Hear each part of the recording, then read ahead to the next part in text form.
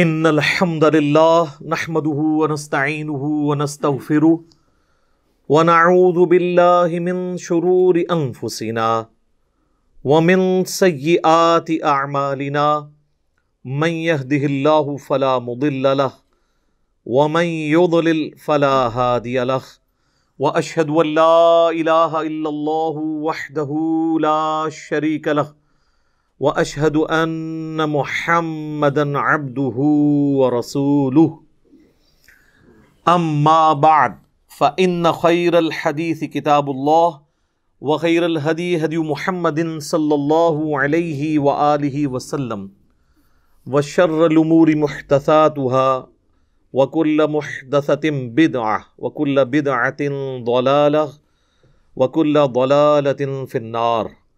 اعوذ باللہ السمیع العلیم من الشیطان الرجیم من ہمزہ ونفخہ ونفثہ بسم اللہ الرحمن الرحیم. رب اشرح لی صدری ویسر لی امری واحلل عقدۃ من لسانی یفقہوا قولی. بسم اللہ الرحمن الرحیم. ان اللہ وملائکتہ یصلون علی النبی یا ایہا الذین آمنوا صلوا علیہ وسلموا تسلیما. اللہم صل علی محمد وعلی آل محمد کما صلیت علی ابراہیم وعلی آل ابراہیم انک حمید مجید.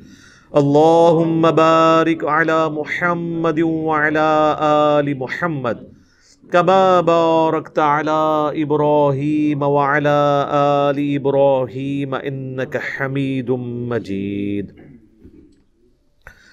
اللهم ربنا آتنا في الدنيا حسنة وفي الآخرة حسنة وقنا عذاب النار.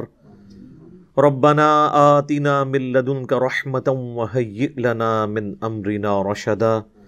لا الہ الا انت سبحانک انی کنت من الظالمین. حسبنا اللہ ونعم الوکیل. یا حی یا قیوم برحمتک استغیث ولا حول ولا قوة الا باللہ العلی العظیم. آمین. اعوذ باللہ من الشیطان الرجیم. بسم اللہ الرحمن الرحیم. یہ وہی غزوہ احد کی کمنٹری چل رہی ہے، اسی کانٹیکسٹ میں اگلی آیت بھی ہے. اذ تصعدون ولا تلوون على احد والرسول يدعوكم في اخراكم. جب تم دور بھاگے جا رہے تھے اور مڑ کر بھی نہیں دیکھتے تھے کسی کو بھی، اور رسول اللہ صلی اللہ علیہ وآلہ وسلم تمہیں بلا رہے تھے پیچھے سے. یعنی نبی صلی اللہ علیہ وآلہ وسلم چونکہ لیڈر تھے، اور لیڈر ظاہر ہے کانفیڈنس لوز کر جائے گا تو پیچھے ٹیم کا کیا بنے گا. آپ صلی اللہ علیہ وآلہ وسلم اس بھگ دڑ میں جو غزوہ احد کی فتح جو ہے وہ شکست میں جب بدل گئی، آپ کے قدم نہیں لڑکھڑائے، آپ پیٹھ پھیر کر نہیں بھاگے، بلکہ آپ اپنی جگہ پر رہے اور باقی لوگوں کو بھی کہتے تھے کہ میرے ساتھ آؤ.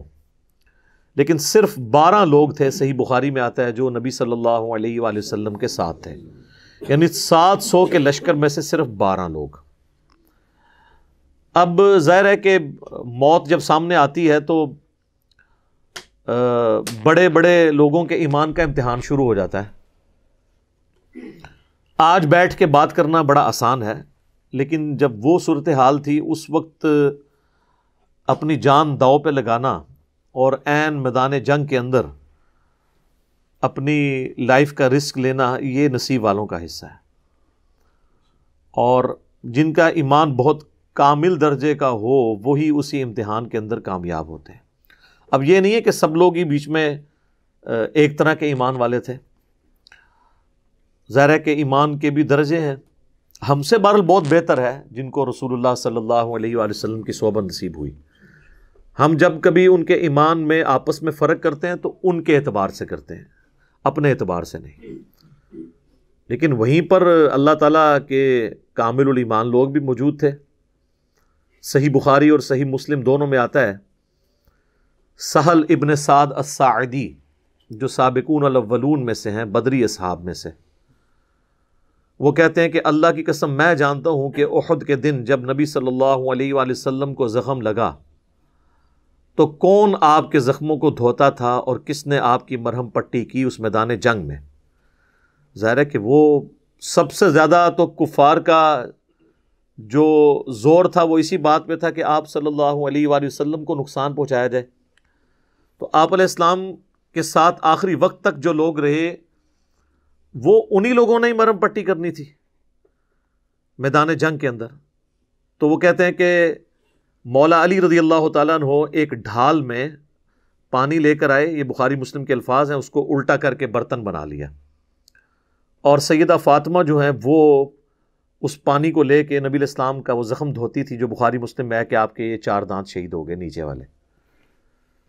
اور جب خون نہیں رکتا تھا تو انہوں نے ایک کاٹن کا کپڑا جلایا اور اس کی راکھ اس خون کے اوپر رکھی زخم پہ، تو وہ پھر رک گیا. اس لیے میں کہتا ہوں کہ جو انسان کی اپنی اولاد جو ہوتی ہے اس کو جس لیول کا غم ہو سکتا ہے نا، کسی اور کو نہیں ہو سکتا. سیدنا علی بھی چونکہ نبی علیہ السلام کی اولاد کی جگہ تھے، آپ نے پرورش کی بھی تھی، سیدہ فاطمہ تو ویسی اولاد تھی، لہٰذا چند ایک اصحاب جو آخری وقت تک نبی علیہ السلام کے ساتھ رہے، ان میں ٹاپ آف دا لسٹ اہل البیت تھے. اہل البیت کے علاوہ بھی صحیح بخاری میں آتا ہے انس بن نضر رضی اللہ تعالیٰ عنہ، جب یہ بھاگ دوڑ مچی تو اب کئی اصحاب جو بڑے یعنی دلیر تھے، سعد ابن معاذ، یعنی کتنی یہودیوں کے خلاف انہوں نے جنگیں لڑی ہوئی تھیں زمانہ جاہلیت میں، وہ بھی پیٹ پھیر کے بھاگ رہے تھے. تو انس ابن نضر ان کو روک رہے تھے،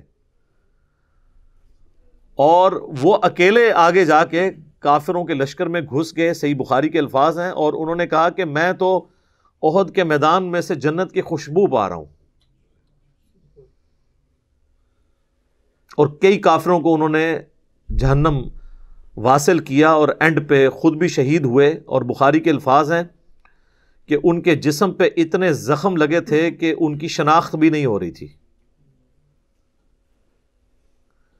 اور صحابہ کہتے ہیں جب ہم نے زخم گنے تو 80 سے زیادہ زخم ان کے پورے جسم پہ لگے ہوئے تھے، جس میں چہرہ بھی بگڑ چکا تھا. یہ اکثر لوگ کہتے ہیں نا کہ فلانے دا موت وقت چہرہ بگڑ گیا. چہرہ بگڑنے سے کیا ہو جاتا ہے؟ جنگوں کے اندر صحابہ کے مسلے ہوئے ہیں، ناک کان آنکھیں تک نکالی گئی ہیں، وہ تو آخرت کی زندگی کا تعلق ہے. دنیا میں کسی کا چہرہ بگڑ گیا، کسی کی لاش کے چیتھڑے اڑ گئے، اس سے یہ تو نہیں ہوا کہ وہ کوئی مطلب اولیاء اللہ میں سے نہیں ہے.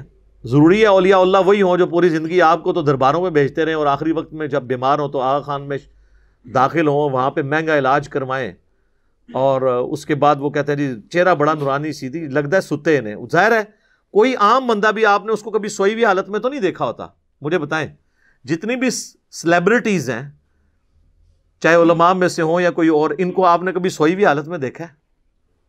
یا جب وہ تازہ تازہ نہا کے نکلتے ہیں تو آپ نے کبھی دیکھا ہے؟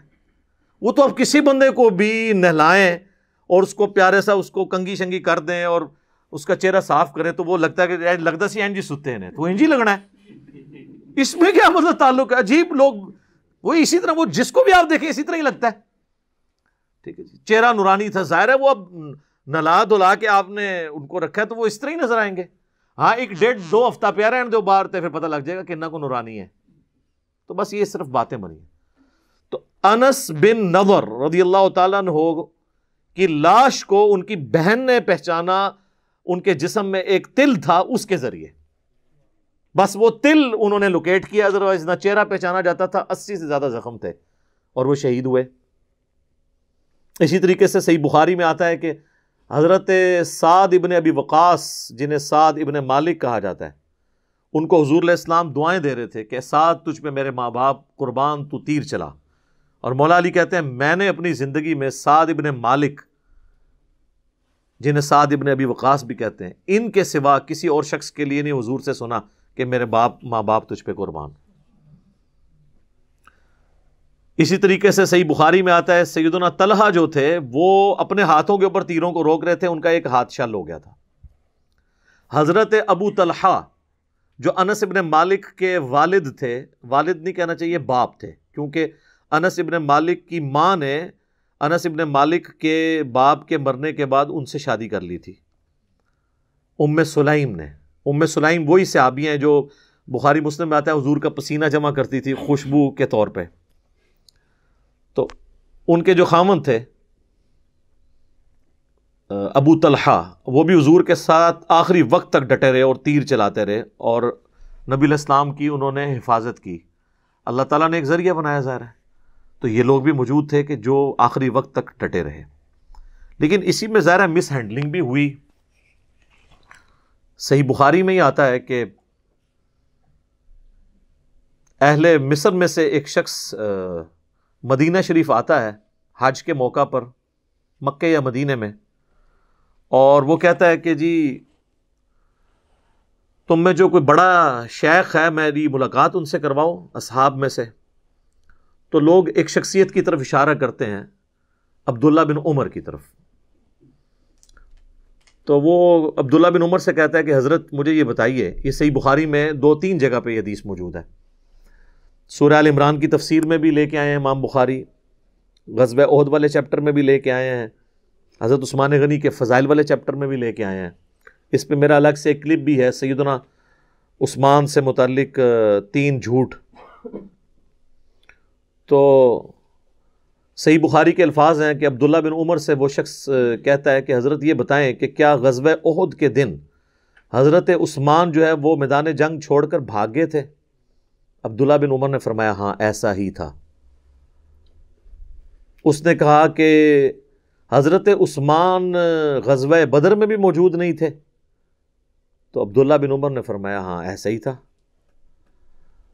اور پھر پوچھا کہ جن اصحاب نے درخت کے نیچے رسول اللہ کی بیعت کی جس میں سورہ فتح نازل ہوئی، اصحاب شجرہ جن کے بارے میں صحیح مسلم میں حدیث ہے کہ مجھے اللہ سے امید ہے جنہوں نے درخت کے نیچے میری بیعت کی جہنم کی آگ انہیں نہیں چھوئے گی، تو حضرت عثمان جو ہیں وہ اصحاب شجرہ میں بھی شامل نہیں تھے، وہاں پر بھی موجود نہیں تھے۔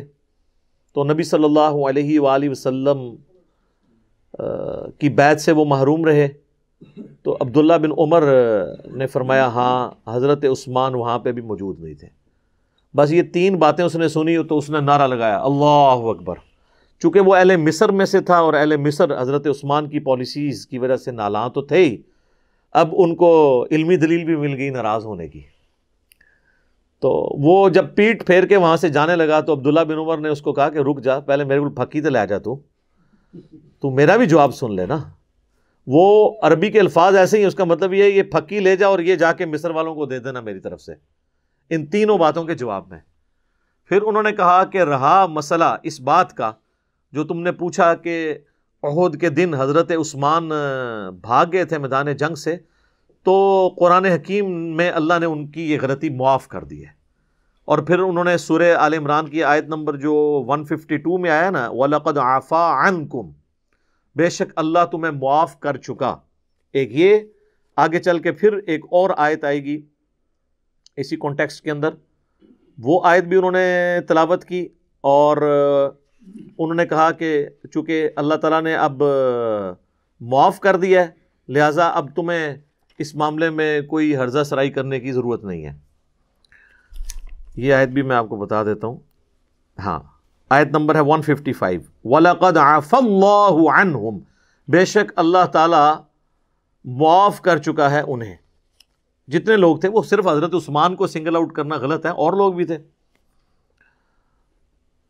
تو چونکہ یہ تو ہوگی معافی۔ پھر انہوں نے کہا تو نے بدر کے بارے میں پوچھا کہ بدر میں حضرت عثمان شامل نہیں تھے، تو اس کی وجہ یہ تھی کہ وہ نبی صلی اللہ علیہ وآلہ وسلم کی اجازت کی وجہ سے شامل نہیں ہوئے تھے، کیونکہ نبی صلی اللہ علیہ وآلہ وسلم کی جو بیٹی تھی سیدہ رقیہ سلام اللہ علیہا، وہ حضرت عثمان کے عقد میں تھیں اور وہ اس وقت سخت بیمار تھیں، تو نبی صلی اللہ علیہ وآلہ وسلم نے حضرت عثمان کو ان کی تیمارداری کے لیے حکم دیا کہ تم میدان جنگ میں نہ آؤ، تم اپنی بیوی کی دیکھ بھال کرو، تیمارداری کرو. اور پھر بخاری کے الفاظ ہیں، عبداللہ بن عمر کہتے ہیں کہ نبی صلی اللہ علیہ وآلہ وسلم نے حضرت عثمان کو باوجود اس کے کہ وہ غزوہ بدر میں شامل نہیں تھے بدری اصحاب میں شمار کیا، حتیٰ کہ جب مال غنیمت بانٹنے کی باری آئی تو حضرت عثمان کو بھی مال غنیمت میں سے حصہ دیا، حالانکہ وہ جنگ میں نہیں تھے، تاکہ یہ چیز انشور ہو جائے کہ وہ بدری اصحاب میں سے. ظاہر ہے صحابہ بدر کی تو ایک فضیلت ہے. تو حتیٰ کہ صحیح بخاری میں آتا ہے کہ حضرت جبرائیل حضور کے پاس آئے، انہوں نے کہا یا رسول اللہ آپ کے اصحاب میں جو فضیلت ہے وہ کس اعتبار سے ہے؟ تو انہوں نے کہا کہ سب سے زیادہ فضیلت ہے اصحاب بدر کی، اس کے بعد اصحاب احد کی. تو جبرائیل کہنے لگے یا رسول اللہ ہم فرشتوں میں بھی سب سے افضل فرشتے وہ ہیں جو بدر میں آپ کے ساتھ شامل ہوئے ہیں، اور اس کے بعد وہ جو احد میں شامل ہوئے ہیں. صلاۃ بر محمد وآل محمد اللہم صلی علی محمد وعلی آل محمد، یعنی حضور کی نسبت ہے الحمدللہ. تو انہوں نے کہا کہ عبداللہ بن عمر نے اس کے جواب میں کہا کہ بھئی وہ تو بدری اصحاب میں شامل ہیں. رہا تیسرا مسئلہ ہے جو تم نے کہا کہ صلح حدیبیہ کے موقع پر اصحاب شجرہ میں وہ شامل نہیں تھے، تو واللہ اس دن عثمان سے زیادہ معزز شخص ہی کوئی نہیں تھا، کیونکہ حضور علیہ السلام نے انہیں اپنا سفیر بنا کے اہل مکہ کی طرف بھیجا تھا. اور جب عثمان رضی اللہ تعالیٰ عنہ کی قتل کی افواہ مشہور ہو گئی تو حضور نے جو موت پہ بیعت لی تھی عثمان کے لیے تو لی تھی، وہ سب سے زیادہ معزز تھا اس دن، اور حضرت عثمان وہاں پہ موجود نہیں تھے، تو حضور نے اپنا دایاں ہاتھ بلند کر کے کہا کہ یہ عثمان کا ہاتھ ہے، اور اپنے بائیں ہاتھ پہ مارتے ہوئے کہا کہ میں اس کی بیعت بھی لیتا ہوں. اچھا آپ دیکھیں حضور نے ساتھ ساتھ وہ ایشوز سارے کل کیے ہیں جس کی وجہ سے کوئی بعد میں تان کر سکتا تھا. اصحاب بدر میں شمار کیا تو مال غنیمت میں بھی حصہ دیا تاکہ وہم نکل جائے. یہاں پر بھی اصحاب شجرہ میں وہ شامل نہیں تھے، لیکن یہ چیز لوگ بھول گئے کہ اصحاب شجرہ کی جو بیعت موت پہ ہوئی تھی وہ حضرت عثمان کے قتل کے بدلے کے لیے ہوئی تھی. جس شخص کے قتل کے بدلے کے لیے بیعت لی جا رہی ہوتی ہے تو وہ تو سب سے زیادہ معزز ہوتا ہے، کیونکہ بیعت اس کی وجہ سے ہو رہی ہے. پھر بھی حضور نے کیا کہا کہ عثمان موجود نہیں ہے، یہ ہاتھ عثمان کا ہاتھ ہے اور میں اس کی بیعت لیتا ہوں. تو حضور نے اپنے ہاتھ کو حضرت عثمان کا ہاتھ قرار دے کے ان کی بیعت لی. یہ تینوں فضائل حضرت عثمان کے بیان کر کے ان تینوں اعتراضات کے جواب میں حضرت عبداللہ بن عمر نے اس مصری شخص سے کہا کہ جانا اور اہل مصر کو یہ بھی ساتھ دے دینا، یعنی یہ پھکی ہوئی لہجہ جدا کوئی علمی آزما خراب ہوئے تو انہیں پھکی ہوئی دیں کہ اگر وہ حضرت عثمان کے اوپر کوئی تان کرے. بہرحال یہ یعنی ایک بڑا مشکل وقت تھا غزوہ احد کا. پھر بعد میں جب تھوڑے سے مسلمان سنبھلے تو صحیح بخاری میں آتا ہے کہ 80 کے قریب اصحاب تھے جو نبی علیہ السلام کے ساتھ پہاڑی پہ چڑھ گئے، اور کافروں نے پھر نیچے سے آواز لگائی کہ ہاں بھی تم میں محمد موجود ہیں، تو نبی علیہ السلام نے فرمایا کسی نے جواب نہیں دینا. ٹھیک ہے. پھر اس نے ابو سفیان نے دوسری آواز لگایا کہ تم میں ابن ابی قحافہ یعنی حضرت ابو بکر موجود ہیں، تو آپ نے فرمایا جواب نہیں دینا. تو پھر اس نے تیسری آواز لگائی تم میں ابن خطاب یعنی حضرت عمر موجود ہیں، تو آپ نے فرمایا جواب نہیں دینا. خیر اس کے بعد اس نے نازیبہ کلمات کچھ استعمال کیے رسول اللہ کے لیے، تو پھر حضرت عمر سے رہا نہیں گیا، تو حضرت اس نے کہہ دیا کہ بھی تم سارے مر کھپ گئے ہو. تو حضرت عمر اپنی زبان پہ کنٹرول نہیں رکھ سکے، انہوں نے کہا کہ تمہارے جو مقتولین ہیں وہ جہنم میں اور ہمارے مقتولین جنت میں. اور پھر اس نے نعرہ لگایا، ابو سفیان نے، صحیح بخاری کے الفاظ ہیں، اس نے کہا کہ آج تو حبل اعلیٰ ہوا ہے. تو حضور نے فرمایا اب اس کی بات کا جواب دو، چونکہ اس نے توحید کو چیلنج کیا ہے نا، تو تم کہو کہ اللہ اعلیٰ ہے، اللہ اعلیٰ. تو پھر اس نے کہا کہ آج جو ہے وہ عزا ہمارا پشت پناہ ہے، یعنی ان کا جو دیوی تھی. تو حضور نے فرمایا تم کہو کہ تمہارا کوئی مولا نہیں ہے اور اللہ ہمارا مولا ہے. یعنی توحید کے اوپر جب کلام ہوا تو نبی علیہ السلام نے کہا اس کا جواب دو. جب آپ کی اپنی ذات کے اوپر ہوا تو آپ نے اس سے صرف نظر کیا. بہرحال ایک یعنی اس اعتبار سے مسلمانوں کے لیے تو ایک تکلیف دہ چیز تھی حضور علیہ السلام کا زخم، اور پھر آپ کا شہادت کی افواہ مشہور ہو جانا جو ہم پچھلی دفعہ سن چکے. حتیٰ کہ پھر قرآن میں آیات نازل ہوئیں کہ اگر نبی علیہ السلام فوت ہو جائیں یا جنگ میں شہید کر دیے جائیں تو تم اپنے دل سے الٹے قدم پھر جاؤ گے؟ تو یعنی نبی علیہ السلام نے تو دنیا سے ایک نہ ایک دن جانا ہے، لیکن اللہ کا دین، توحید اور آپ کے عقائد تو قیامت تک کے لیے باقی رہنے ہیں۔ تو کیونکہ ہر ذی روح کو موت کا ذائقہ تو چکھنا ہے۔ اسی دوران حضرت مصعب بن عمیر بھی شہید ہوئے، اور ان کے جسم پہ صحیح بخاری میں الفاظ ہیں ایک چادر تھی، سر ڈھانپتے تھے تو پاؤں ننگے ہو جاتے تھے، ایک چادر سر، وہی تہمت تھی جو اسی کو ان کی ایک کفن بنایا گیا، اور پاؤں ڈھانپتے تھے، سر ننگا ہوتا تھا۔ پھر حضور نے فرمایا کہ اس کا سر ڈھانپ دو چادر سے، اور پاؤں والی جگہ پہ اذخر ایک گھاس ہے جو مدینے میں پائی جاتی تھی، وہ ڈال کے تو ان کو دفنایا گیا۔ اور یہ اتنی تکلیف دہ چیز تھی صحابہ کے لیے کہ بعد میں جب رومن اور پرشین امپائر گری ہیں اور صحابہ نے یعنی خوشحالی کا دور دیکھا ہے، سپر پاور ہونا انجوائے کیا ہے، تو وہ ان چیزوں کو بھلاتے نہیں تھے۔ صحیح بخاری میں حدیث ہے کہ عبد الرحمن بن عوف روزے کی حالت میں تھے، افطاری کا وقت قریب آیا تو ان کے لیے جب کھانا لا کے سامنے رکھا گیا تو انہوں نے غزوہ احد کو یاد کرنا شروع کر دیا، کتنی پرانی بات، اور کہا کہ اللہ کی قسم مصعب بن عمیر مجھ سے افضل تھا، لیکن احد کے موقع پہ جب ہم دفنا رہے تھے تو چادر بھی پوری نہیں تھی ہمارے پاس، وہ اسی قسم پرسی میں گیا، ہم اسے کفن بھی نہیں دے سکے، غربت کا ہمارا یہ عالم تھا۔ اور پھر کہا کہ حمزہ بن عبد المطلب وہ مجھ سے افضل تھے، لیکن وہ احد میں شہید ہو گئے۔ اور پھر کہنے لگے کہ ہم لوگ پیچھے بچ گئے ہیں، ہمیں تو یہ ڈر لگا رہتا ہے کہ وہ تو اللہ کی جنتوں میں پہنچ کے کہیں ایسا نہ ہو کہ اللہ نے جو آخرت میں ہمیں دینا ہے ہمیں دنیا میں نہ دے دیا ہو، کیونکہ وہ لوگ تو کامیاب دنیا سے چلے گئے، اور ہمارے لیے اللہ تعالیٰ نے دولت کے خزانے کھول دیے۔ اور پھر رونا شروع کر دیا، حتیٰ کہ وہ تابعین کہتے ہیں کہ حضرت عبد الرحمن بن عوف نے کھانا بھی اس دن نہیں کھایا، افطاری یعنی سامنے رکھی ہوئی تھی، وہ کھانا بھی بھول گئے۔ صحیح بخاری اور مسلم میں آتا ہے حضرت ابو ہریرہ کے بھی سیم اسی طرح کا واقعہ، ان کے سامنے ایک بھنی ہوئی بکری لا کے رکھی گئی، ان کا حضور تو پوری زندگی اس حالت میں رہے کہ آپ پہ فاقے تھے اور ہم لوگ یہ کھا رہے ہیں، تو انہوں نے وہاں کھائے بغیر ہی وہاں سے اٹھ کے۔ اور پھر صحیح بخاری مسلم کے الفاظ ہیں، حضرت ابو ہریرہ کہا کرتے تھے کہ رسول اللہ نے ہمیں فرمایا تھا ان قریب دنیا کے خزانے تم پہ کھول دیے جائیں گے، مجھے یہ خطرہ نہیں تم میرے بعد بھوکے مرو، لیکن مجھے یہ خطرہ ہے کہ دنیا کے دہانے تم پر کھول دیے جائیں گے مال و دولت کے، اور پھر تم دنیا کی محبت میں ایک دوسرے کو قتل کر کے تباہ و برباد ہو جاؤ گے جس طرح اگلے لوگ۔ اور پھر کہا کہ مجھے لگتا ہے کہ رسول اللہ صلی اللہ علیہ وآلہ وسلم جو کہہ کے گئے تھے آج دنیا کے خزانے ہم پر کھول چکے ہیں، محنتیں ان کی تھیں اور آج تم ان کا پھل کھا رہے ہو۔ تو وہ ہر وقت اس چیز کو انالائز کرتے تھے، کیونکہ احد کے شہداء پہ تو وہ خطبہ ہے بخاری اور مسلم کا کہ نبی صلی اللہ علیہ وآلہ وسلم نے اپنی وفات سے 1 مہینہ پہلے، عقبہ بن عامر کہتے ہیں کہ غزوہ احد کے شہداء پہ دوبارہ سے نماز جنازہ پڑھی 8 سال کے بعد، 3 ہجری میں غزوہ احد ہوا تھا، اور آپ نے اپنا ممبر جو ہے نا وہ وہاں پہ لگوایا، قبرستان کے اندر ممبر لگوایا، یعنی چونکہ آپ کا الوداعی خطاب تھا تو آپ نے یعنی بڑی، اب یہ حجۃ الوداع کے بھی بعد کا واقعہ ہے، یعنی وفات سے 1 مہینہ پہلے، بخاری مسلم کے الفاظ ہیں۔ اور عقبہ بن عامر کہتے ہیں یہ میں نے آخری دفعہ حضور کی زیارت کی تھی ممبر پہ، اس کے بعد آپ فوت ہو گئے۔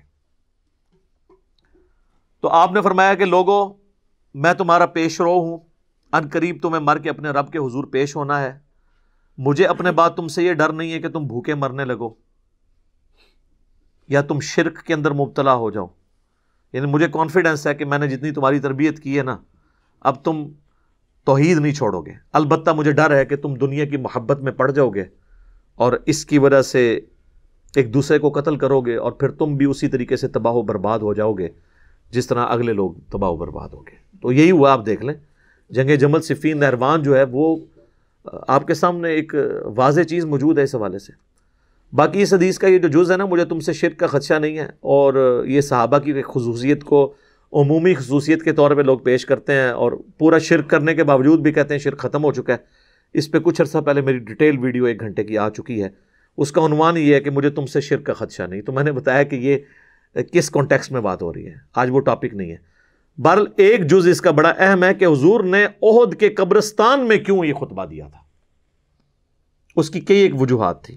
نمبر 1، احد کے قبرستان میں وہ لوگ دفن تھے جنہوں نے اسلام کا گولڈن پیریڈ نہیں دیکھا تھا، اسلام کی قربانیوں کا وقت دیکھا تھا، اور ان کی قربانیوں کی وجہ سے مستقبل میں مسلمانوں نے سپر پاور بننا تھا۔ تو حضور اپنے ان جانثار ساتھیوں کی قربانی کو نہیں بھولے۔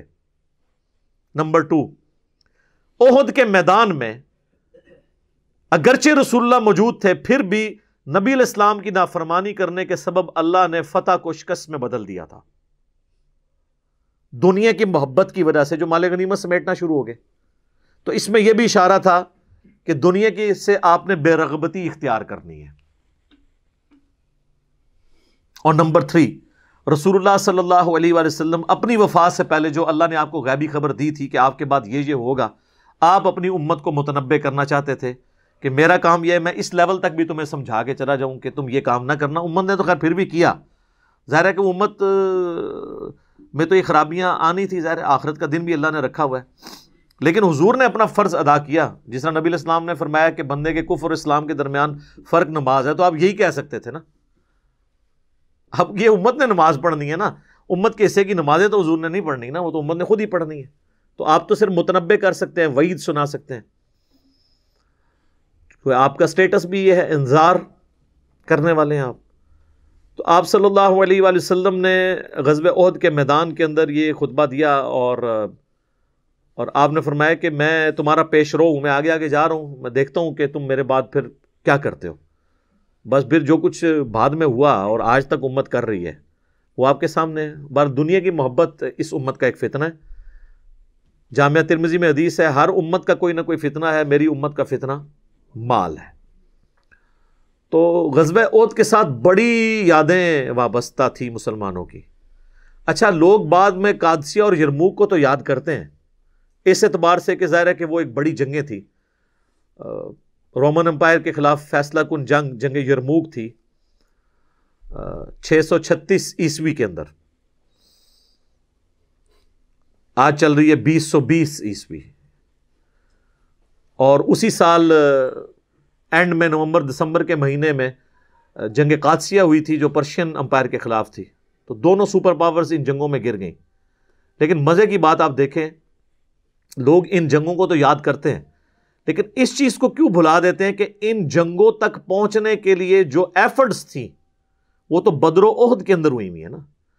اگر بدر، احد، خندق اور صلح حدیبیہ اور فتح مکہ اور غزوہ حنین نہ ہوئے ہوتے تو مسلمانوں کی امپائر کبھی بھی عرب کی سرزمین سے باہر نہیں نکل سکتی تھی۔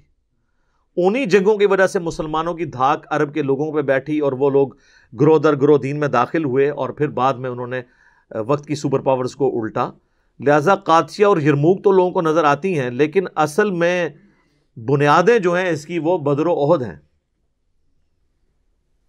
تو نبی علیہ السلام نے اسی وقت، یعنی آپ کو تو ظاہر پتہ تھا کہ آپ کی امت نے کہاں تک اس دعوت کو لے کے جانا ہے، تو آپ ہر چیز کھول کھول کر بیان کر کے جا رہے تھے کہ بعد میں جب فزیکلی دنیا کی دولت تمہیں ملے گی تو کہیں تم اس فتنے میں مبتلا نہ ہو جانا، اور پھر کئی لوگ پھر مبتلا بھی ہو گئے۔ یہ ایک تلخ حقیقت ہے۔ آج آپ بیٹھ کے جو ہے وہ لاکھ کہہ سکتے ہیں تیرے ہوتے جنم لیا ہوتا، ٹھیک ہے جی، میں اس سے کہنا رفع دین پھر بھی نہیں سی تو کرنا، تو جنم بھی لے لینا اس زمانے سے۔ ظاہر ہے جی، معاشرے سے ٹکرانا بڑا مشکل کام ہے، بات کرنا آسان ہے نا۔ تو اس پہ ایک میرا کلپ بھی ہے، تیرے ہوتے جنم لیا ہوتا، جس میں میں نے وہ صحیح مسلم کی حدیث بیان کی تھی۔ آپ صحیح مسلم میں جا کے نا غزوہ خندق والا چیپٹر کھول لیں تو آپ کو یہ حدیث مل جائے گی۔ حذیفہ ابن یمان رازدار رسول، جو حضور علیہ السلام کے قریبی ساتھیوں میں سے بھی تھے، ان کے سامنے چند تابعین نے کہا کہ حضرت کتنے آپ خوش نصیب ہیں، حضور کا آپ نے دور پایا ہے، کاش ہم بھی اس زمانے میں ہوتے تو جس طرح آپ نے حضور کے ساتھ جنگیں کیں، آپ کے ساتھ مل کے آپ نے دین کا کام کیا، ہم بھی کرتے۔ تو حضرت حذیفہ نے کہا یہ اتنا آسان کام نہیں ہے، اس طرح کے دعوے نہ کرو، آج یہ بات کرنا آسان ہے نا۔ تو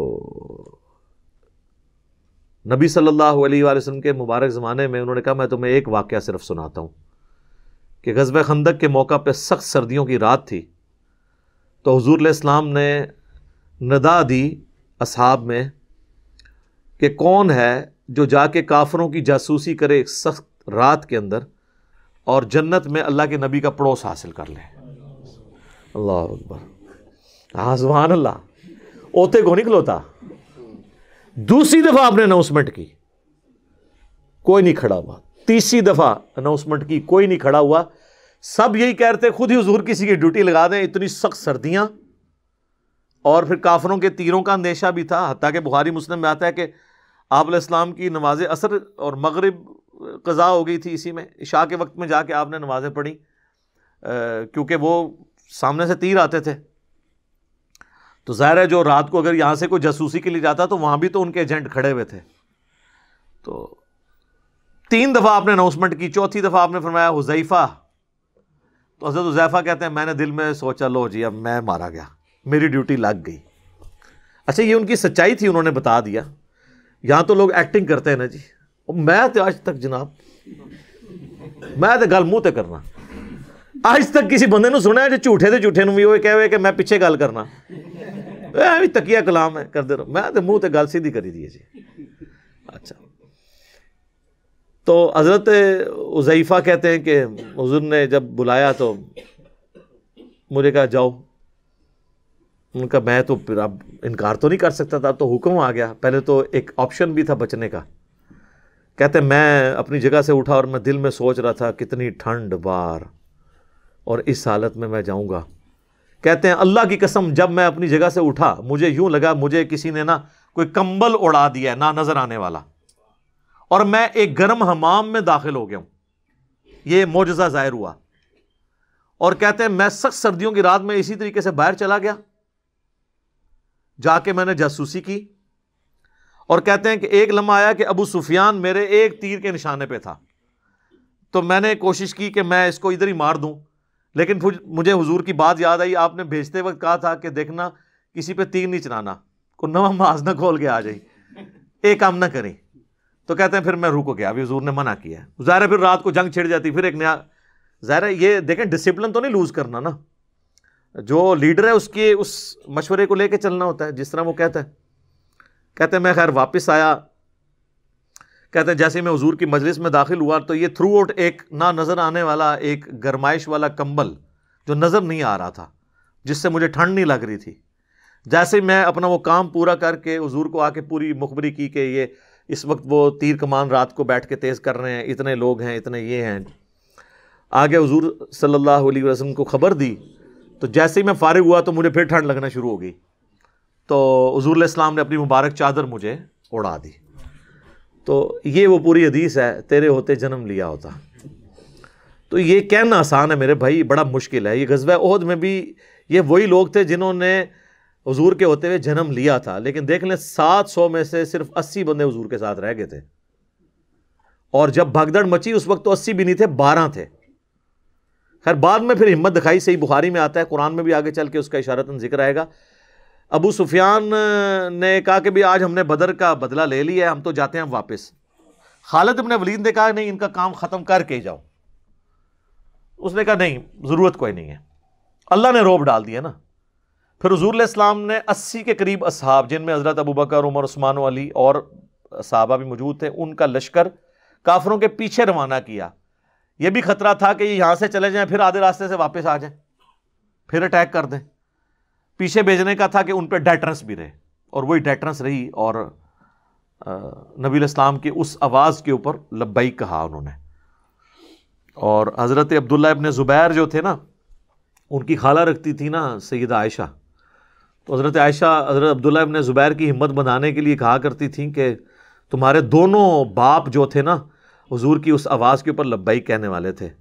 دونوں باپ کون؟ پھر انہوں نے نام بھی بتایا کہ حضرت زبیر اور حضرت ابو بکر، کیونکہ عبداللہ ابن زبیر کے جو والد تھے وہ زبیر تھے، اور نانا جو تھے وہ ابو بکر تھے۔ حضرت عائشہ کی بڑی بہن اسما بنت ابی بکر کے بیٹے تھے نا عبداللہ ابن زبیر، تو یعنی کامل الایمان مومن بھی تھے اپنی جگہ۔ بہرحال حضور علیہ السلام کو اس میں جو ہے وہ بعد میں آگے چل کے آیات بھی آ جائیں گی کہ آپ نے اب بھی ان کے ساتھ صرف نظر کرنا ہے، آپ نے ان کے ساتھ سخت رویہ نہیں رکھنا، اللہ نے ان کو معاف کیا ہے اور یہ آپ کی نرمی ہے کہ یہ آپ کے گر جمع ہے، ٹھیک ہے، وہ آیات بھی آگے چل کے آ جائیں گی۔ تو یہ میں نے ساری تمہید اس لیے باندھی تاکہ آپ کو یہ بات سمجھ آ جائے۔ اذ تصعدون ولا تلوون على احد والرسول يدعوكم في اخراكم، جب تم دور بھاگے جا رہے تھے اور مڑ کر بھی کسی کی طرف نہیں دیکھتے تھے، جبکہ رسول اللہ تمہیں اپنی طرف بلا رہے تھے پیچھے سے، فَأَثَابَكُمْ غَمًّا بِغَمٍّ لِكَيْ لَا تَحْزَنُوا عَلَى مَا فَاتَكُمْ وَلَا مَا أَصَابَكُمْ، پس اللہ نے تمہیں غم پر غم پہنچایا تاکہ تم غمگین نہ ہو اس بات پر جو تم سے جاتی رہی اور نہ اس مصیبت پر جو تمہیں پہنچی۔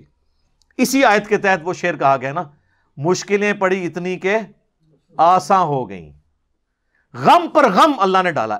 شکست کا غم تھا نا، اس غم کو بھلانے کے لیے اس سے بڑا غم ان پہ ڈال دیا کہ حضور کی قتل کی افواہ مشہور ہو گئی۔ تو صحابہ تو اور غمگین ہو گئے، پھر ان کو اپنے زخم بھی بھول گئے، اپنے مرے ہوئے رشتہ دار بھی بھول گئے کہ حضور فوت ہو گئے۔ تو اللہ فرماتا ہے کہ ہم نے کیا تاکہ غم پر غم ڈلے اور تمہارے لیے مشکلیں سہنا آسان ہو جائے۔ واللہ خبیر بما تعملون، اور اللہ تعالیٰ خبردار ہے، جانتا ہے جو کچھ تم اعمال کر رہے ہو۔ ثم انزلنا علیکم من بعد الغم امنا، ثم انزل علیکم من بعد الغم، پھر اللہ تعالیٰ نے نازل کی غم کے بعد تم پر راحت، امنتن نعاسا یغشا طائفۃ منکم، اور تم میں سے ایک گروہ کے اوپر غنودگی چھا گئی۔ صحیح بخاری میں آتا ہے حضرت ابو طلحہ جو حضور کے ساتھ آخری وقت تک رہے اور تیر چلاتے تھے کافروں پر، ایک حضرت طلحہ ہے ایک ابو طلحہ ہے۔ حضرت طلحہ تو وہ ہیں جو اشرم وشرم ہیں، ابو طلحہ ہیں جو انس ابن مالک کے باپ ہیں، کیونکہ انس ابن مالک کی ماں نے ان کے باپ کے مرنے کے بعد ان کے ساتھ شادی کر لی تھی ام سلیم نے۔ تو ابو طلحہ کہتے ہیں کہ میرے ہاتھ میں تلوار تھی تو مجھ پہ ایسی نیند طاری ہوئی کہ وہ تلوار مجھ سے چھوٹ جاتی تھی۔ میدان جنگ میں جب موت سامنے نظر آ رہی ہو اور نیند کا غلبہ ہو، تو یہ اسی لیے ہوتا ہے کہ اللہ تعالیٰ کی طرف سے اسپیشل پروٹیکشن تھی، ورنہ تو بے سکونی میں تو انسان کو نیند نہیں آتی ہے، اور نیند آنے سے انسان کا بعض اوقات جو زخم ہرا ہوتا ہے نا، وہ اس کی مرہم پٹی ہو جاتی ہے۔ آپ دیکھیں، آپ تکلیف کی حالت میں ہو، آپ غم کی حالت میں ہو، اس کے بعد سو کے جب اٹھتے ہیں نا، کافی بندہ اپنے آپ کو فریش محسوس کرتا ہے۔ تو یہ اللہ کی غیبی مدد تھی کہ صحابہ کو میدان جنگ میں بھی اونگ آ رہی تھی تاکہ ان پہ سکون کی کیفیت طاری ہو جائے، یہ اللہ کی طرف سے طاری ہوگی۔ وَطَائِفَةٌ قَدْ أَهَمَّتْهُمْ أَنفُسُهُمْ، اور تم میں ایک جماعت ایسی تھی جسے اپنی جان کا فکر پڑا ہوا تھا، یعنی منافقین۔ يَظُنُّونَ بِاللَّهِ غَيْرَ الْحَقِّ، وہ اللہ کے بارے میں بدگمانی کر رہے تھے۔ ظَنَّ الْجَاهِلِيَّةِ، عہد جاہلیت کا جو گمان تھا وہ کر رہے تھے۔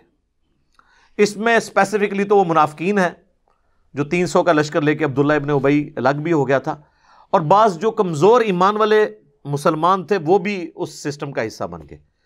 یقولون هل لنا من الامر من شیء، وہ کہنے لگے کیا ہمارا بھی کوئی دخل ہے اس مسئلے میں، کو ہمارا بھی مشورہ مانا جائے گا؟ قل ان الامر کلہ للہ، اے نبی فرما دیجئے اختیار تو سارے کا سارا اللہ کے پاس ہے۔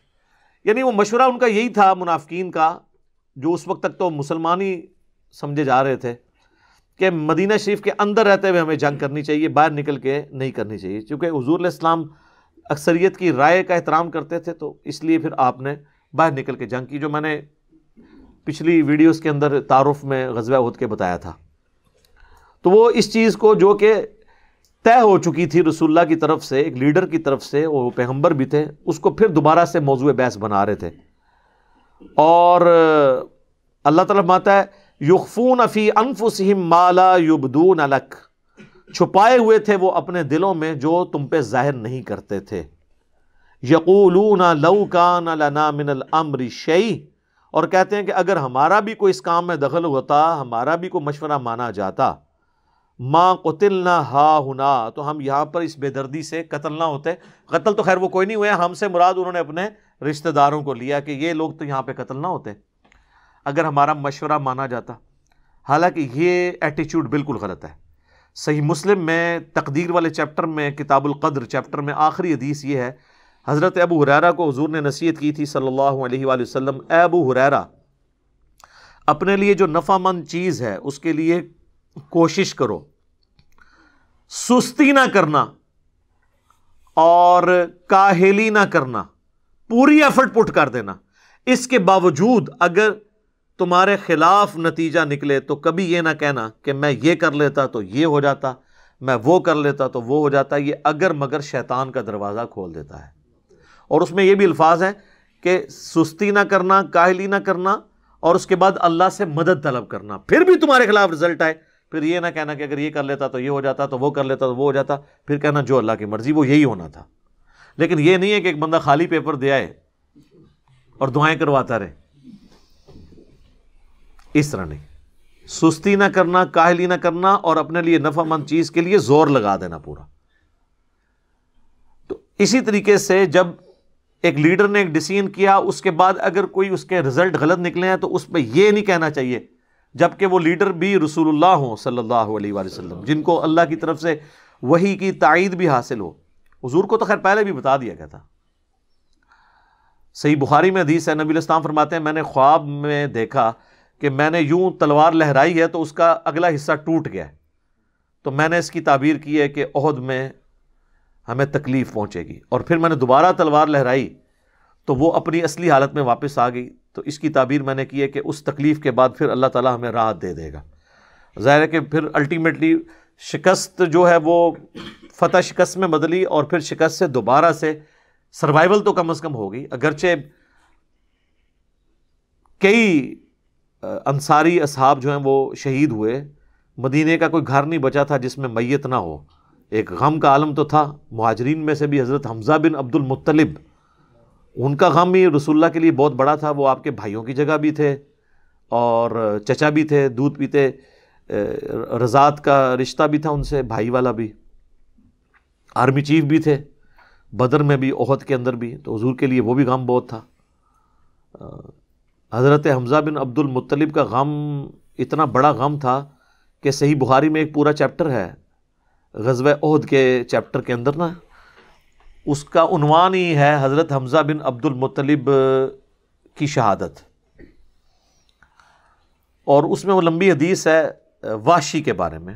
دو تابعین جو ہے وہ وحشی کو ملنے کے لیے جاتے ہیں، وہ شام میں شفٹ ہو چکے ہوتے ہیں، اور ان سے جا کے حضرت حمزہ کا قتل کے بارے میں پوچھتے ہیں۔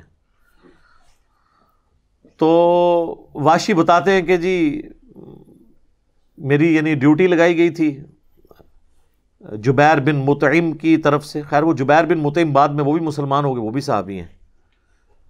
اور ہند جو بیوی تھی ابو سفیان کی، اس نے اپنے باپ کا، بھائیوں کا بدلہ لینا تھا، تو وہ کہتے ہیں میں ایک پتھر کے پیچھے چھپ گیا اور میں انتظار میں رہا کہ میں موقع ملتے ہی، سامنے آ کے وہ نہیں لڑا، اس نے چھپ کے جو ہے نا وہ نیزے کا وار کیا، اور وہ کہتے ہیں ناف والی جگہ پہ میں نے نیزہ مارا اور وہ آر پار ہو گیا، اس کی وجہ سے حضرت حمزہ کی ڈیتھ ہو گئی۔ اور پھر کہتے ہیں میں جب مسلمانوں کو اللہ نے غلبہ دیا تو میں مکہ بھی چھوڑ کے، یعنی فتح مکہ کے بعد طائف چلا گیا، طائف میں نے سکونت اختیار کر لی، تو بالآخر طائف میں بھی اسلام پہنچ گیا، وہاں کے قبائل نے بھی اسلام قبول کر لیا، چاروں ناچار میرے پاس کوئی حل نہیں تھا۔ تو مجھے میرے ساتھیوں نے کہا کہ رسول اللہ معاف کرنے والے ہیں، تم حضور کے سامنے پیش ہو، اللہ تعالیٰ تمہاری غلطی معاف کر دے گا۔ تو میں بھی ان لوگوں کے ساتھ چلا گیا۔ اب وہ نبی علیہ السلام کے سامنے پیش ہوئے، صحیح بخاری کے الفاظ ہیں کہ نبی علیہ السلام نے پوچھا واشی کا یا رسول اللہ، واشی ہوں، قاتل حمزہ کا یا رسول اللہ۔ آپ امیجن کریں، آپ فرمایا کہ واشی تیرا جو یہ عذر ہے میں اس اعتبار سے اسلام قبول کرتا ہوں، لیکن کیا تم یہ کر سکتے ہو کہ مجھے اپنی شکل دوبارہ نہیں دکھانی؟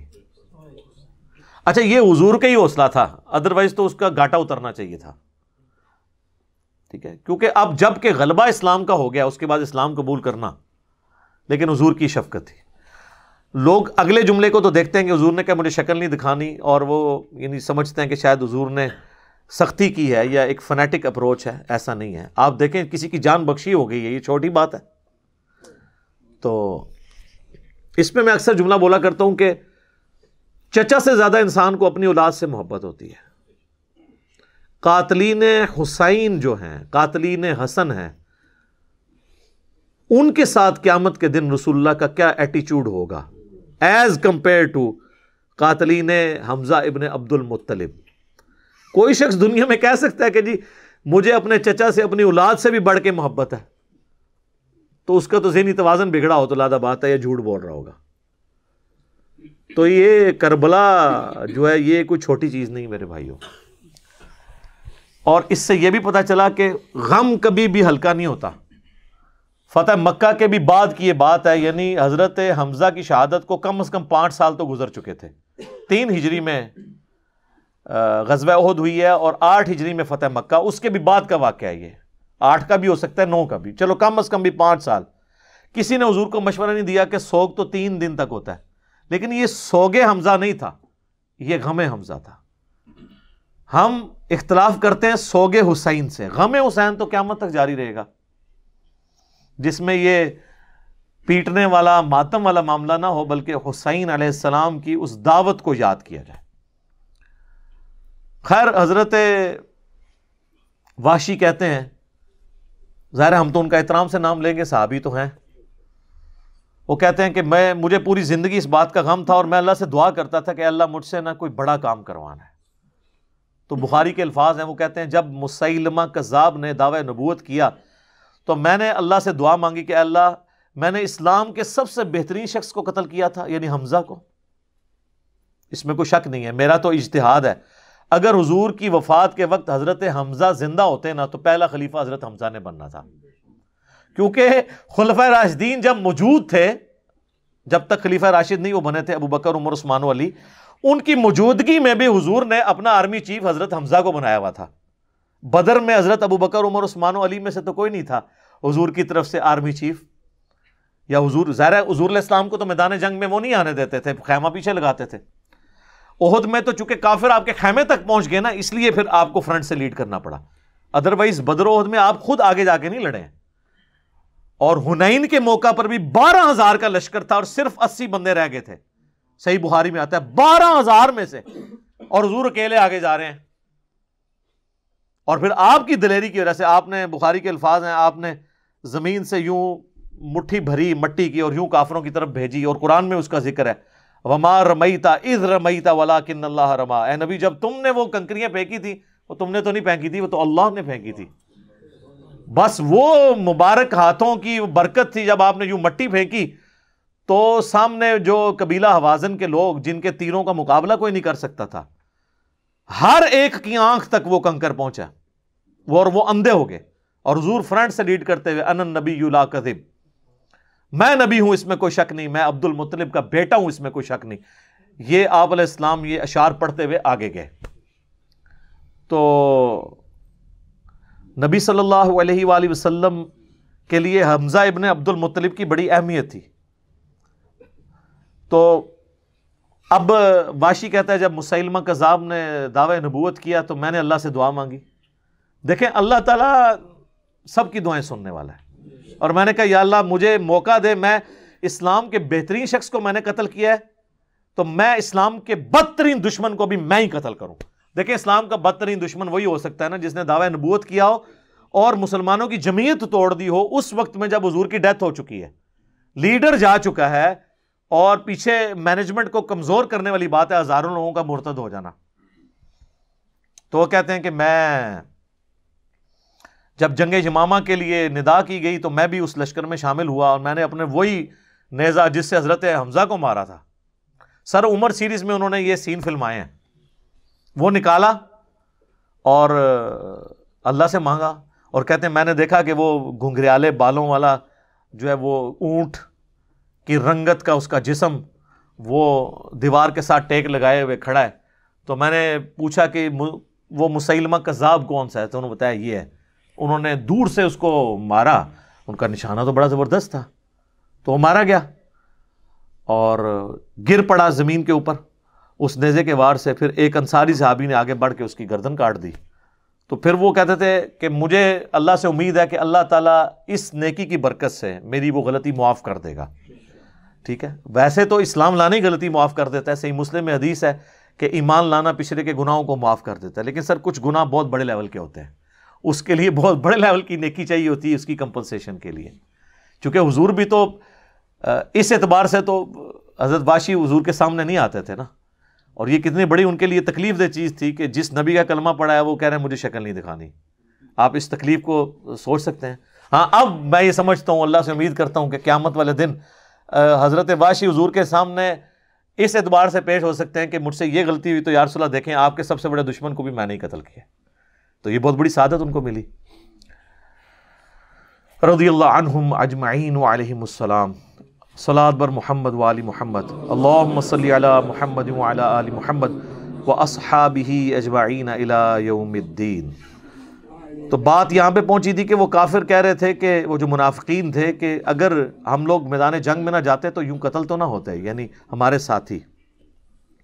قل لو کنتم فی بیوتکم، اے نبی ان سے فرماؤ اگر تم اپنے گھروں میں بھی ہوتے نا، لبرز الذین کتب علیہم القتل الی مضاجعہم، اگر تمہاری موت لکھی ہوئی ہوتی نا تو تم خود گھروں سے نکل کر اپنی مقتل گاہوں کی طرف آ جاتے، کھچے چلے آتے اپنی موت کی جگہ پر.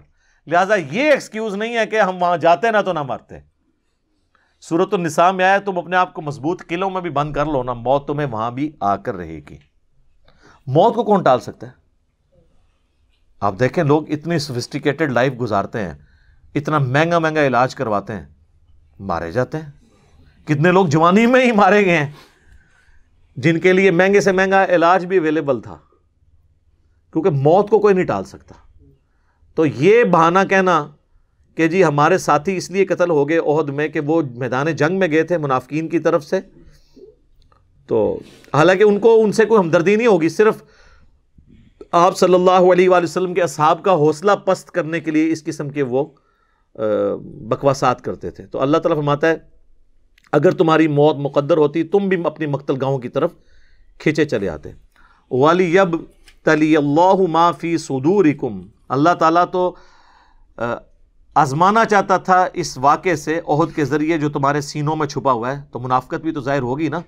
عبداللہ ابن مسعود کا قول ہے کہ اللہ کی قسم غزوہ احد سے پہلے مجھے کوئی کہتا نا میں قسمیاں کہوں کہ حضور کے ساتھیوں میں کوئی منافق نہیں ہے تو میں قسم اٹھا کے کہتا، لیکن میں تو حیران ہو گیا کہ ان 1000 میں سے 300 لوگ عبداللہ ابن ابی کے ساتھ علیحدہ ہو گئے، ہمارے اندر ہی چھپے ہوئے تھے، یعنی ہمارے اندر ہی نعرے مارتے تھے، جب موقع آیا تو نکل گئے. اللہ تعالیٰ تمہارے سینوں میں چھپا ہوا اللہ تعالیٰ ظاہر کرنا چاہتا تھا، آزمانا چاہتا تھا.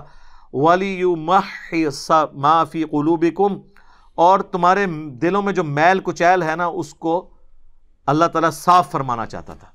ظاہر ہے جی جب آپ قربانی دیتے ہیں نا تو اس قربانی سے پھر نکھار تو آتا ہے. اب کئی صاحب جو حضور کو چھوڑ کے چلے گئے پھر بعد میں واپس آئے تو اللہ تعالیٰ نے اس آزمائش سے گزار کے ان کو پاک صاف کیا. ان کو بھی اندازہ ہو گیا کہ یار یہ قربانی دینا مشکل کام ہے، یہ نعرہ لگانا تو آسان ہے، غلامی رسول میں موت بھی قبول ہے، لیکن جب موت سامنے آئے نا تو پھر مشکل کام ہو جاتا ہے. واللہ علیم بذات الصدور، اور اللہ تعالیٰ خوب جانتا ہے جو کہ ان کے سینوں میں چھپے ہوئے راز ہیں. ان الذین تولوا منکم یوم التقى الجمعان، بے شک تم میں سے وہ لوگ جو کہ پیٹھ پھیر گئے تھے اس دن جس دن کے کافروں اور مسلمانوں کی جنگ ہوئی تھی، یعنی غزوہ احد دونوں لشکر آمنے سامنے ہوئے تھے. انما استزلهم الشیطان، تو شیطان نے انہیں پھسلا دیا تھا، ببعض ما کسبوا، ان کے اپنے ہی بعض اعمال کے سبب. ظاہر ہے کہ انسان میں بعض اوقات کمزوریاں ہوتی ہیں، یہ مکافات عمل والی بات بھی ہے. اچھا یہ جو آیت ہے نا اسی کے کانٹیکسٹ میں حضرت عثمان کا وہ واقعہ لے کے آئے ہیں امام بخاری، جو اہل مصر میں سے ایک شخص آیا تھا جو میں نے شروع میں وہ حدیث بیان کی، وہ اس آیت کے کانٹیکسٹ میں، کیونکہ اس کے ساتھ آیا وَلَقَدْ عَفَى اللَّهُ عَنْهُمْ، بے شک اللہ تمہیں معاف کر چکا ہے، انہیں معاف کر چکا. ان اللہ غفور حلیم، بے شک اللہ تعالی بخشنے والا ہے اور حلم فرمانے والا ہے. یعنی بخشش بھی کرتا ہے، حلم ہے، اس کی برداشت ہے، انسان کو ڈھیل بھی دیتا ہے، غلطیوں کے اوپر فوراً پکڑ نہیں فرماتا. تو اس میں ایک اہم بات آئی ہے کہ شیطان نے پھسلا دیا تھا ان لوگوں کو اس دن ان کے بعض اعمال کے سبب۔ ظاہر ہے کہ اعمال سے ہی انسان کا ایمان مضبوط ہوتا ہے، اور اعمال کی کوتاہی کی وجہ سے ہی ایمان کمزور ہوتا ہے۔ صحیح مسلم میں ایک بڑی لمبی حدیث ہے، اس کے اینڈ پہ آتا ہے، حدیث قدسی ہے کہ اللہ تعالیٰ فرماتا ہے کہ اے میرے بندے، اگر تجھے کوئی نیکی کی توفیق ہو تو اسے میری طرف منسوب کرنا کہ اللہ نے مجھے توفیق دی، اور اگر کوئی تکلیف پہنچے یا کوئی برائی سرزد ہو تو یہ کہنا کہ یہ میرے اپنے اعمال کی شامت ہے، اللہ کی طرف اسے منسوب نہ کرنا۔ ہمیں یہ ایٹیچوڈ سکھایا گیا ہے۔ یہاں پہ بھی اللہ تعالیٰ فرمایا کہ تمہارے اعمال کی سبب، تمہارے اعمال کی کمزوریوں کی سبب تمہارا ایمان چونکہ کمزور ہوا، اس لیے تم اس وقت میدان جنگ چھوڑ گئے۔ لیکن میں یہ بتا رہا ہوں کہ غزوہ احد کی ناکامی نے مستقبل کی درجنوں فتوحات کی بنیاد ڈالی، اسی لیے اللہ نے 60 آیات کے اندر پوری کمنٹری کی ہے اور بتایا کہ تم سے کہاں پہ ڈسپلن لوز ہوا، کیا غلطی ہوئی، آئندہ ایسے نہیں کرنا۔ یہی وجہ ہے کہ اس کے بعد پھر مسلمان کو جنگ ہارے نہیں ہیں۔ احد کے بعد آپ دیکھ لیں، خندق ہوئی ہے، مسلمانوں کو فتح، صلح حدیبیہ واضح فتح، غزوہ فتح مکہ واضح فتح، غزوہ حنین واضح فتح۔ اس کے بعد پھر نبی علیہ السلام کی وفات کے بعد جو جنگیں ہوئی ہیں، جتنی بھی بیٹل فیلڈز ہوئی ہیں، قادسیہ اور یرموک سے ریلیٹڈ چھوٹی اور پھر بڑی یہ جنگیں، سب مسلمانوں کو فتح ہوئی۔ اور یہ اللہ تعالیٰ کی تربیت تھی، کیونکہ اللہ تو دیکھ رہا تھا نا کہ میں نے اس مختصر سی جماعت کو بڑا کر کے بڑی بڑی سپر پاورز گرانی ہیں ان کے ذریعے، تو اس لیے اتنی زیادہ سرزنش ہوئی۔ 60 آیات، 6 رکوع، سورہ آل عمران کی آیت نمبر 121 سے لے کر 180 تک۔ آپ دیکھیں یہ مسلسل ہمارا تیسرا درس غزوہ احد پہ چل رہا ہے، اگلا بھی شاید اس سے اگلا بھی اسی کے اوپر چلے۔ بل میں نے کوشش کی ہے کہ آپ کو اوورآل پوری پکچر آپ کے سامنے اس حوالے سے آ جائے۔ اللہ تعالیٰ سے دعا ہے جو حق بات میں نے کہی اللہ تعالیٰ ہمارے دلوں میں راسخ فرمائے۔ اگر جذبات میں میرے منہ سے کوئی غلط بات نکل گئی تو اللہ تعالیٰ ہمیں معاف فرما دے، ہمارے دلوں ہی سے اسے محو کر دے۔ ہمیں کتاب و سنت کی تعلیمات پر عمل کر کے دوسرے بھائیوں تک پہنچانے کی توفیق عطا فرمائے۔ سبحانک اللہم و بحمدک، اشہد ان لا الہ الا انت، استغفرک و اتوب الیک، وما علینا الا البلاغ المبین۔ جزاکم اللہ خیرا۔